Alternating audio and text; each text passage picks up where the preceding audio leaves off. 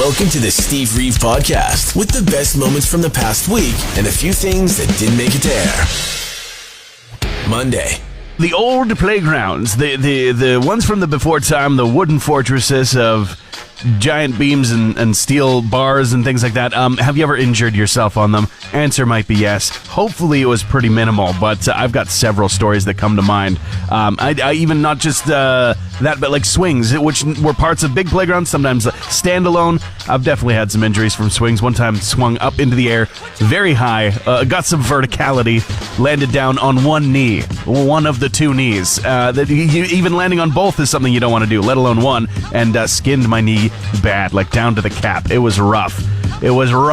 And now we also got a text message coming in from Jacob saying that when he was a kid, it wasn't necessarily an injury, but his little sister got stuck in one of those spirals. You know, those, it's not really a slide, but you kind of like slide down on it in a spiral, but kids would always climb onto the inside of it, stuck inside for far too long, eventually extracted, you know, without incident, as you do. What's your story? How did the playgrounds treat you when you were growing up? Guns N' Roses, they had a planned release of a song called Perhaps for Friday of last week, and then for no known reason, Universal Music had postponed it, saying it's going to take a little bit longer for it to actually get released. However, that didn't stop it from getting released, sort of. The band has not actually acknowledged it directly, but there was a bunch of jukeboxes in bars, Touch Tunes digital jukebox machines with artwork, and everything. It was released in their system on the 11th, so people were still able to listen to it over the weekend in a weird way. The Foo Fighters, speaking of weird, they were able to bring Michael Bublé on stage. Why? You might not be aware of this, but throughout their entire tour, they've had a new drummer playing along with them, and that drummer has a big repertoire. His name is Freese, and they put together a medley of different songs that he has worked on, including he was actually the session drummer for the album cut of Michael Bublé's Haven't Met You Yet. So within that medley of songs, Haven't Met You Yet has been played pretty much at every stop on the Foo Fighters tour. Now, at the most recent show, they decided to get a fan from the audience holding up a sign that said, I Heart Bublé. And they said, oh, super fan, come on up on stage. Turns out it was the man himself, reuniting with Josh Freese on the drums. I was out for dinner with my partner last night with my girlfriend, and they got TVs on at the restaurant and everything. We saw an ad for that upcoming charity broadcast. It's happening next weekend. And I have been laughing since, because she mistakenly said the charity broadcast Stand Up to Canada thing. It's Stand Up to Cancer, but Stand Up to Canada makes me laugh. Just the idea just wedged itself in my brain. I was in tears laughing at the restaurant table because I immediately pictured it, you know? Like, we have gathered together a host of your favorite celebrities, artists, and public figures on one stage with one common goal tonight. Together, with your generous support, we can stand up to Canada. We want them to be even further north from us, all right? They're too close. It's got some of that Blame Canada South Park energy. Of course, the actual Stand Up to Cancer details, tons of people are going to be joining, of course. Heartwarming special. It's been going on since 2008, and it's going to be happening on August 19th of this year, I believe. And, all kinds of stuff you can check out online. And, of course, support if you want, standuptocancer.org. But I still think Stand Up to Canada might have legs. Tuesday.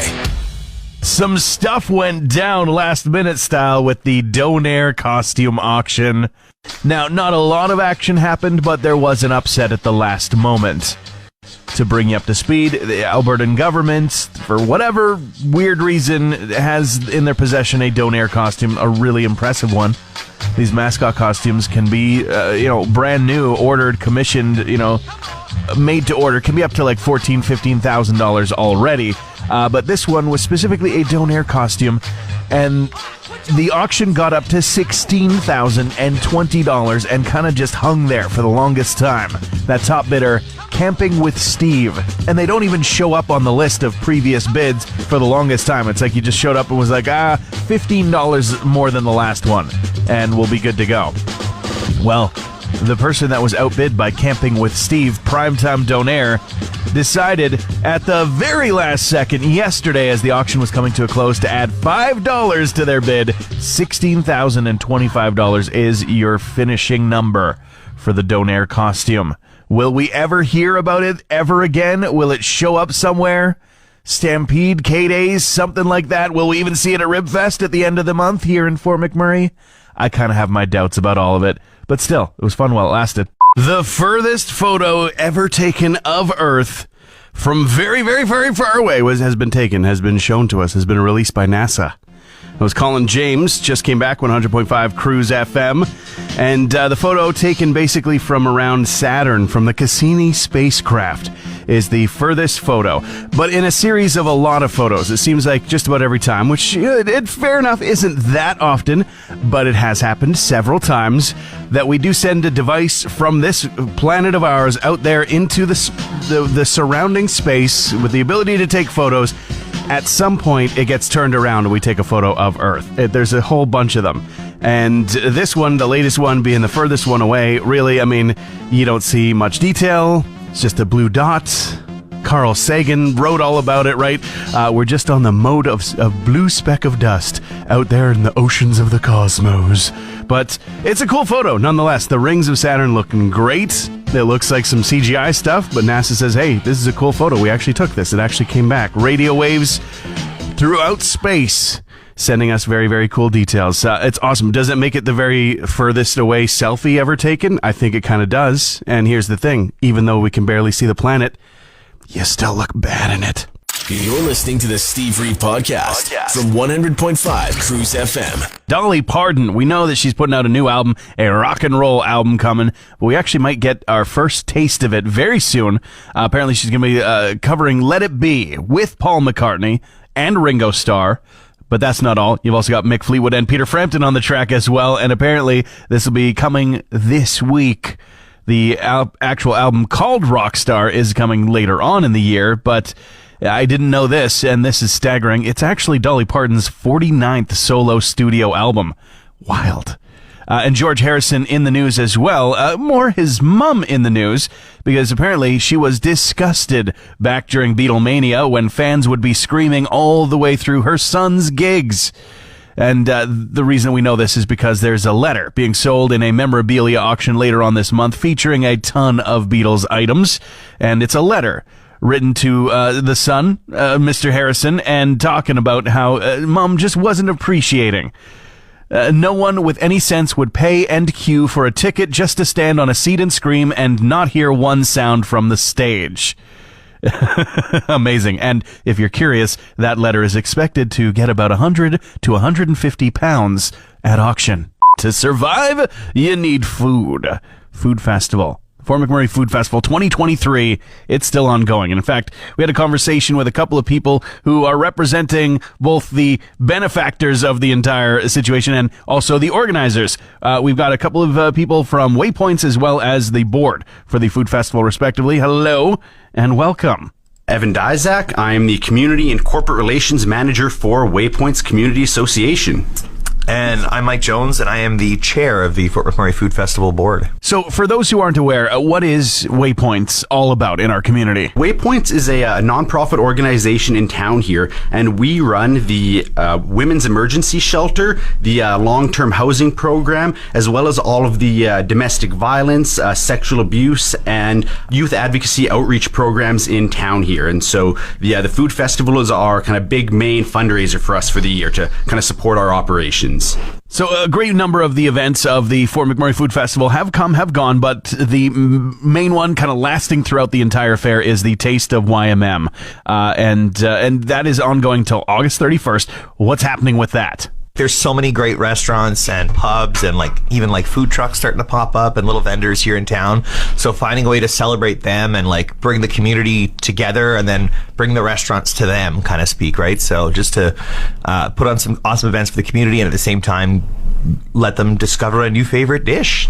It runs all the way till August 31st, so you'll have time to try some food. Eating food for a great cause, one of my favorite things to do of all time. And for that great cause, where does the money go? The entire food festival in support of Waypoints, how does it get spent? that money goes to supporting Waypoints and all of our operations there to, ensure that we can, keep the women's shelter running, make sure that all of our outreach programs can keep running, because, Waypoints provides a really valuable service in town here. And I know, again, with COVID, with everyone, with the way the economy has been going, things have, people have been struggling. And so we've noticed that the need for our services have been going up in the past few years. So we need to make sure that, we're raising enough money. So, we have the staff and the capacity to be able to, in order to, help people who need the help. So that's sort of, my job here is to really make sure that the people who are working in the shelter and doing all the outreach programs, they have the resources that they need to do the very important work that they do.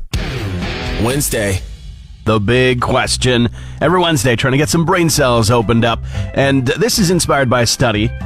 Take it with a grain of salt, of course, but a study about who says I love you first.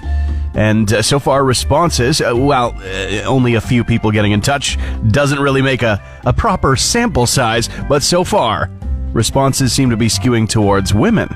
As in, women have been saying I love you first to some very emotionally available people.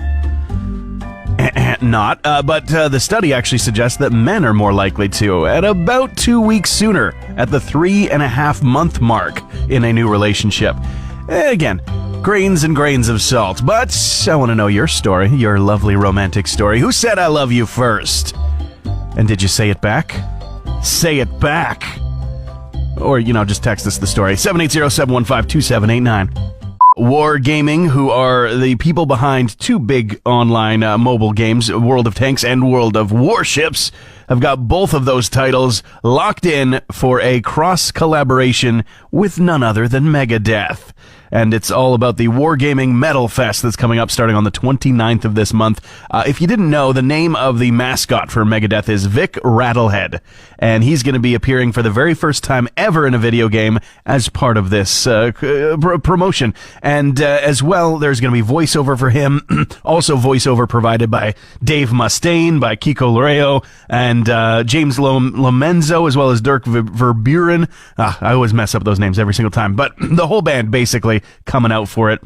Meanwhile, frontman for Stone Sour, previously, currently Slipknot, Corey Taylor, actually had a very weird collaboration of his own going on. He was at a convention, the Huntington Comic and Toy Convention in West Virginia over the weekend, and while there, Tom Kenny, who does the voice of SpongeBob SquarePants as well as many other characters, invited him on stage for a special performance of the theme song for SpongeBob SquarePants. Corey Taylor and the voice of SpongeBob singing it out for the live crowd. That just seems weird, but awesome. Wonder what retirement homes are going to look like when I'm old enough to be in one, huh? You have a friend who used to work in a retirement home, and I was hearing just, some of the stories, some of the information about it this week, and got me thinking about it. It seems like currently they're very much linked to the baby boomer generation, and that makes a lot of sense. I picture, daily screenings of All in the Family and nightly viewings of Murder, She Wrote. That's just what comes to mind. But when my generation gets up there, I feel like we're going to have GoldenEye 64 battles, and we're going to be eating Pizza Pops for every lunch. Or you know what? Better yet, and this isn't my idea, I've seen it floating around, just make retirement homes out of old defunct malls. Right back to the 90s. Freshen up the movie theater, polish the food court, and make sure that the absolutely needless water feature is working again. You're set, and also keep the old-timey photo booth stall in operation, because we love that stuff. Thursday. You might have to surrender your Monster Energy drink, I'm afraid. There's been a recall in Canada. Oh no, what's going on this time? Actually, it's in a run of a whole bunch of different energy drinks over the last several weeks that have been recalled. And the issue is basically one of two or both things in each case. And one of those things is, hey, you don't have proper French labeling to sell in Canada. Got to be bilingual, baby. We got English and French going on here. And the other is the caffeine content. Now, boring nitty-gritty, Canada only allows up to a maximum of 180 milligrams of caffeine in a single energy drink to be sold, and some were around the 200 mark, some up to 300 depending on the brand. So a bunch of Monster Energy drinks been recalled. They issue a statement saying, hey, you should throw them out or return them or something like that. Do not consume. and they kind of have to. And I'm not saying don't listen to the advisory at all. I am just saying realistically, those cans also say limit 1 per day. And if you've got a friend who is hard on the energy drinks, you know that 1 per day is when they're on a good week. So, I don't know. But I also question the names of some of these energy drinks. These can't be real. These can't be real. You've got, okay, so some sound normal, like Ghost or Rise. Yeah, that just sounds badass and like it might give you some energy or something. Then other ones are just called like Fast Twitch, because that's the side effect. Bang, C4, and cocaine. Just actually selling an energy drink that got recalled in Canada called cocaine. Okay, interesting. Everything's expensive, man. Everything is so expensive. I mean, for example, I was just reading that the price of pasta went up 10% since last month. And that's the kind of inflation that usually happens like over a year or more. And while I think it's a bit dramatic, but entertaining still, people are joking about, the apocalypse being upon us all the time. And of course, a lot of that line of joking came from the 3+ years of pandemic, of course. It only makes sense. But if it is the end of the world as we know it, all of the imagery and the descriptions and scenes from movies of the apocalypse throughout my entire life have been completely way off. We had no idea. We thought we were going to see, brimstone falling from the sky. No, really what it is just way slower and way more expensive. Hey Alexa, play the Steve Reeve podcast. Hey, don't forget to come and give us a hi, give us a visit if you're on Facebook and you want to see us. Well, you can't go to the original spot. Check out our new page we just started off called Community Cruise. Be one of the first. How fun is that? Getting into your music news headlines, Bruce Springsteen has had to axe a couple of shows on his U.S. tour dates after being taken ill, is the quotation on the post that they made through the social media at Springsteen. Taken ill. Sounds like, he's got the consumption in the Victorian era, but sincerely hoping that he has a quick recovery and that he's not doing too badly. Alice Cooper in the news saying that the Beatles would absolutely have come back around and reunited had, of course, different events not transpired, namely John Lennon being killed. He was a very, very close friend, that is Alice Cooper, of John Lennon and Paul McCartney back in the 70s. He would often host them in Hollywood at his Vampires Drinking Club, and he says that after hanging out with them and talking to them, they were after each other's throats when it came to the breakup and all that stuff, but if anything said anything bad about Paul around that club back in those days, John would have taken a swing because they were best friends. He said it would have been a matter of time, but tragedy prevented that. Food is exciting. It's always exciting. I'm very much looking forward to the Empty Bowls Festival returning again this Sunday. And that's, of course, being put on for and by the Wood Buffalo Food Bank Association. I've got Michelle as well as Dan from the association to tell us all about it. I've been many times. It's a favorite event of mine on the calendar. But for those who don't know, what's the story? So Empty Bowls is a fun, family-friendly event that features local vendors giving us some food, and then we have arts there as well, displaying both for auction items as well as the Potter's Guild is there selling some items, and we'll have local musicians providing some entertainment and all kinds of other goodies. Lots in store, right? And it's always interesting to see the creativity behind the bowls that get painted in town, not to mention the ones completely handcrafted from scratch by the Fort McMurray Potters Guild. So your best bet for best selection, maybe get there a little early. But, for those who don't know about the event, when is it and how are people going to be able to enjoy themselves there? It happens August 20th, and it's down at the Heritage Village, and it's just a one-day event. We do it once a year, and really is, again, like I said, it's that family-friendly event to get people in. It is a ticketed event, so the tickets are $25, but that $25 does get you a bowl, and then it gets you sampling from all of the food vendors, and we're really hoping to have about 10 food vendors this year. So, a sampling bowl is really going to cost you about like $7 if you went to the store to actually say, hey, can I have a bowl of soup sort of thing. It's not Oliver Twist. It's not, please, sir, can I have a little bit more? But there is, multiple vendors, and it really is a good value. That $25 really just kind of helps us cover the cost of the event itself and putting it on. It raises a little bit of money, but it's not our goal. Our goal of that event is to raise awareness and, again, providing an affordable event for families in this community to get out and enjoy. And the weather is going to be mighty enjoyable as well. Michelle, so if people want to help out with the event, they're hearing this, they're going, that sounds cool. What if I put my shoulder to the wheel and helped out? How can people do that?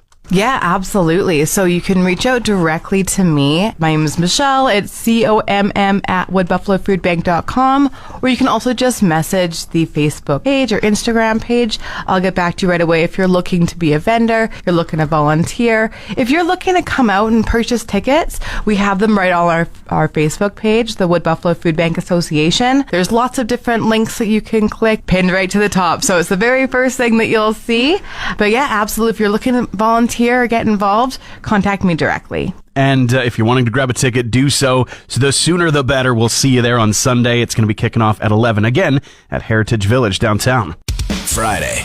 I just don't understand it. Why don't we have horns that are, different on cars?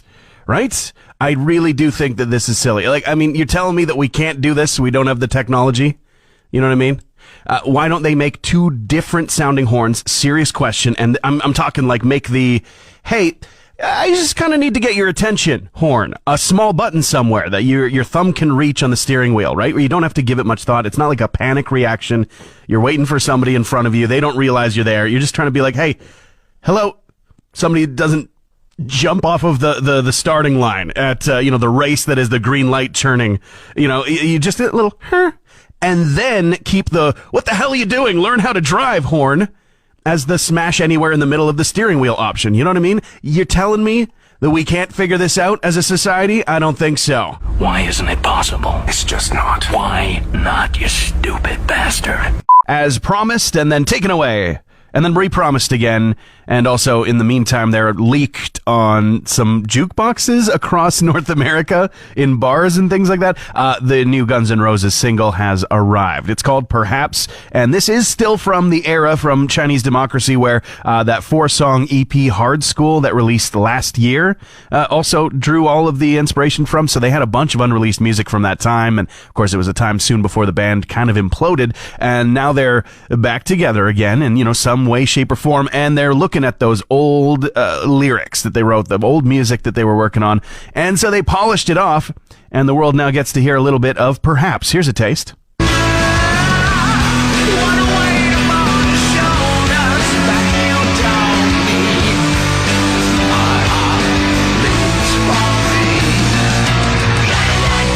Very interesting. A lot of heavy piano in there as well, but worth listening to. Speaking of new music, it's not a new song, but a new recording. Dolly Parton's version of Let It Be from her upcoming Rockstar album is also featuring Paul McCartney and Ringo Starr. That released today. Let it be, let it be, let it be, let it be. Whisper words of wisdom. Still got that voice, still works. Gritty. Gritty. I mean, he's super famous, kind of like in of himself. He's the mascot for the Philly Flyers, of course. He's only been around for, 5 years now, but, people know Gritty who don't know the Flyers or don't know anything about the NHL. He's got a celebrity unto himself, and for the very first time, that celebrity is going to be turned into a calendar for 2024. Yeah, I mean, that sounds funny enough in and of itself. I mean, I'm curious enough, but they promise that it's going to be cute, furry, and sexy. That's the part that raises concern, doesn't it, right? I mean, he's already kind of cute. He's definitely furry, but sexy is a bit weird. And they've posted some preview images. Some of them, of course, themed around the big holidays. One where he's actually dressed up like the turkey at the Thanksgiving dinner. It's a little awkward. But some of them are super cute. I think the one that is not sexy, but the one that is the weirdest of all is definitely him dressed as a leprechaun for March. I'm curious. I'm so curious. And if they hold some of these photos behind the curtain, you know what I mean, until the actual calendar comes out, I might just have to get one. The morbid curiosity is killing me. Transmission over. Want more Steve? New podcast episodes happen every Friday, or just tune into the Steve Reeve Show. Weekday mornings starting at 5:30 a.m. on 100.5 Cruise FM.